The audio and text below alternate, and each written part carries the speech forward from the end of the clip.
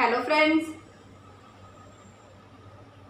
आपको पता ही है कि पिछले कुछ दिनों से सोशल मीडिया के ऊपर जो बेअंत कौर का जो इंसिडेंट हुआ है उसकी वजह से काफ़ी ज़्यादा खबरें सुनने को मिल रही हैं।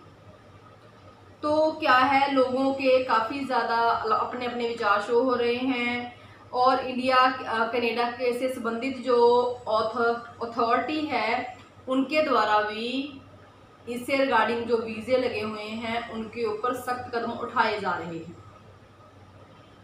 तो जो लोगों की ऐसी फाइल्स लगी हुई हैं तकरीबन 1 लाख के करीब इस विषय से रिगार्डिंग जो वीज़ाज हैं वो दूत घरों में पड़े हैं।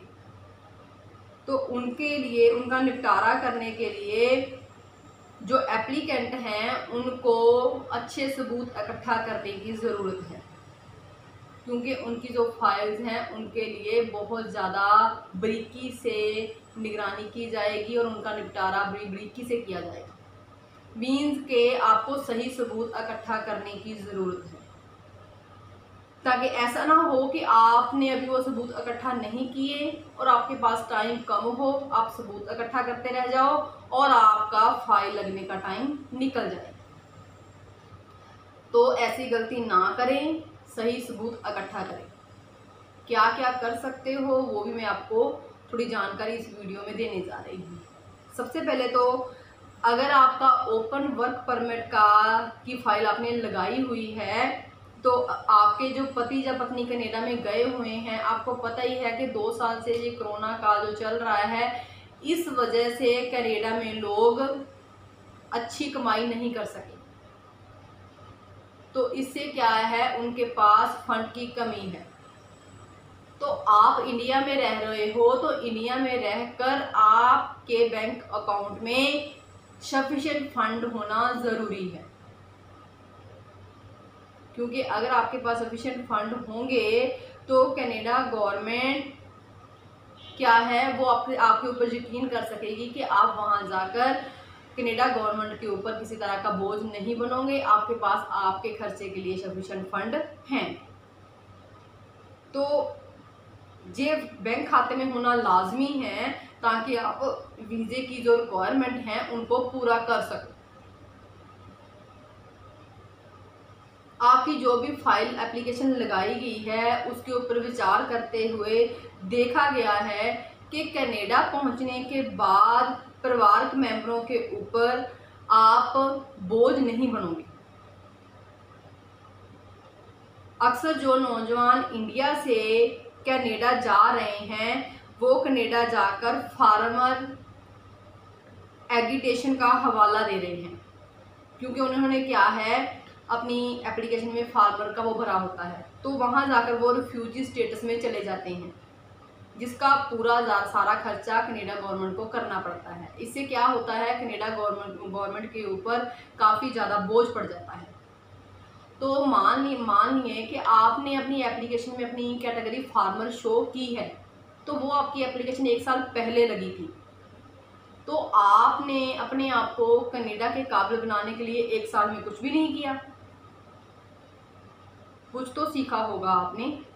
तो कोशिश करें कि आप फार्मर कैटेगरी में, एग्रीकल्चर कैटेगरी में आप काफ़ी ज़्यादा काम ऐसे कैटेगरी हैं जिनकी कनाडा में काफ़ी ज़्यादा डिमांड है, तो आप उस कैटेगरी में सिखलाई लेकर जा सकते हैं ताकि आप कनाडा जाकर अच्छी इनकम प्राप्त कर सकें।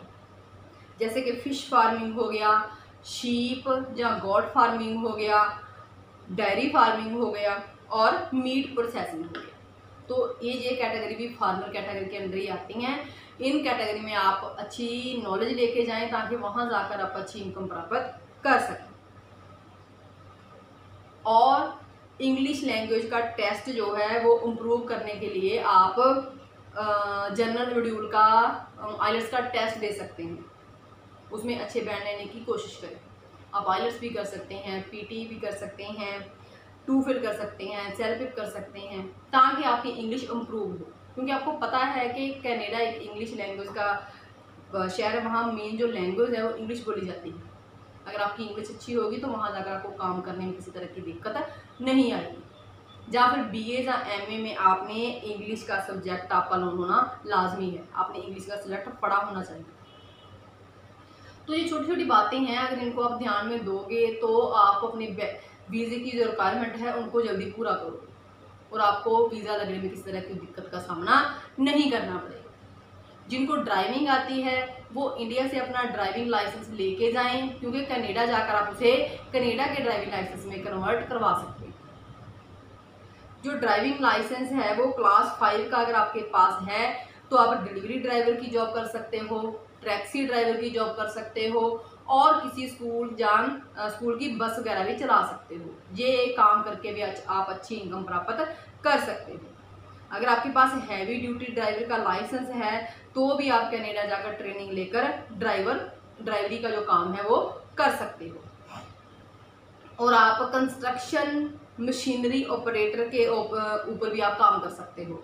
जैसे कि क्या है, समर में क्या है, जो नई सड़कें बनती हैं उनका काम पूरे जोरों पे होता है और जो पुरानी सड़कें होती हैं उनको रिपेयर किया जाता है, तो ये काम भी इजीली वहाँ पर आप कर सकते हैं। इसके अलावा आप कंस्ट्रक्शन लिफ्ट ऑपरेटर के तौर पर काम कर सकते हैं और फोक लिफ्ट ऑपरेटर के तौर पर भी आपको काम मिल सकता है। और जिन लड़के या लड़कियों ने इंडिया से डिप्लोमा या आईटी की हुई है, जैसे कि इलेक्ट्रीशियन हो गया, carpenter, plumber, mechanic diesel, instrumentation technician, mechanical engineering, telecommunication engineering का कोर्स या काम किया हुआ है, वो अपने फील्ड की पढ़ाई और एक्सपीरियंस भी साथ में शो कर सकते हैं। तो इसमें आपको वीज़ा लगने में हेल्प मिल सकती है, क्योंकि कनाडा गवर्नमेंट को इन आईटी वाले स्टूडेंट की ज़रूरत है जिनने ये आईटी की हुई है, जिनके पास एक्सपीरियंस है। अगर आप ये अपना एक्सपीरियंस और आईटी के सर्टिफिकेट या डिप्लोमे का सर्टिफिकेट साथ में लगाते हो तो आपको वीज़ा लगने में हेल्प मिल सकती है।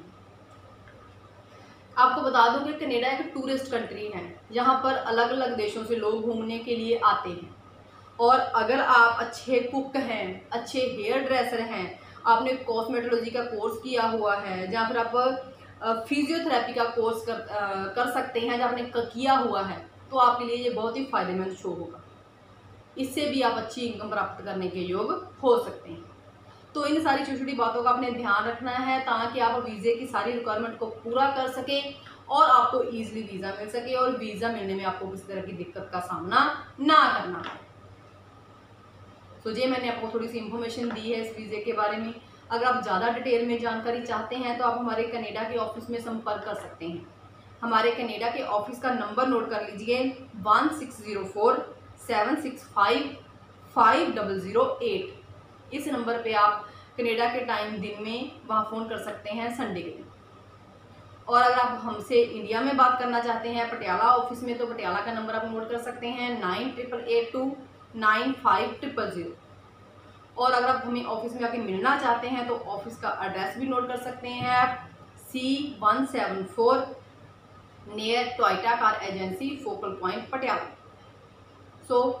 और ज़्यादा अपडेशन लेने के लिए चैनल को सब्सक्राइब करें और वीडियो को लाइक और शेयर करें। Thank you.